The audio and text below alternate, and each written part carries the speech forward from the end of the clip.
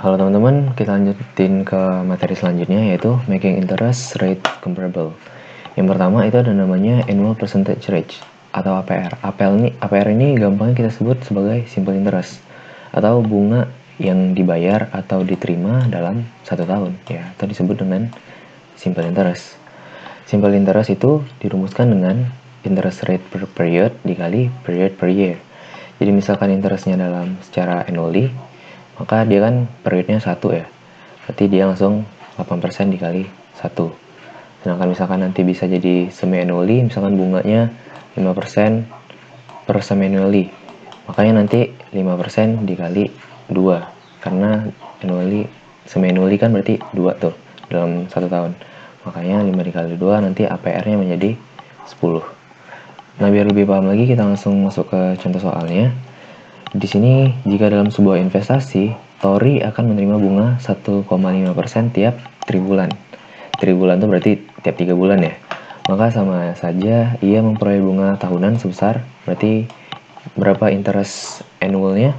APR, interest per period dikali period per year. Berarti 1,5% per triwulan dikali 4 triwulan per tahun.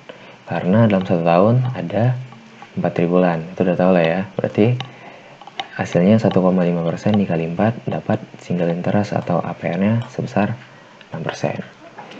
Kita lanjutin ke yang kedua, itu ada EAR atau Effective Annual Rate. Nah, ini gampangnya dia suku bunga nominal atau compound interest, atau artinya suku bunga majemuk tahunan yang menghasilkan arus kas yang sama dengan suku bunga nominal. Nah, jadi dia lebih ke arah compound interest.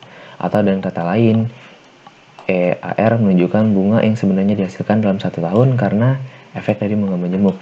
Dia memperhitungkan efek dari compound interest. Rumusnya adalah 1 ditambah interest per M pangkat M dikurang 1 M. Di sini periodnya, period pembayaran. Kita langsung ke contoh soal. Bu Joni mendepositkan sejumlah uangnya ke bank. Ada 3 bank. Bank A sebesar 6% per tahun, berarti di sini single interest. Bank B dengan bunga sebesar 4% compound semi-annually. Bank C dengan bunga sebesar 4% compound monthly. Jadi manakah bank yang akan dipilih? Oke, langsung kita masukin aja ke rumus EAR untuk bank A. 1 ditambah 0,06 per 1. Kenapa 1? Karena dia annually. Pangkat 1 dikurang 1 nanti dapat bunganya sebesar tetap 6%.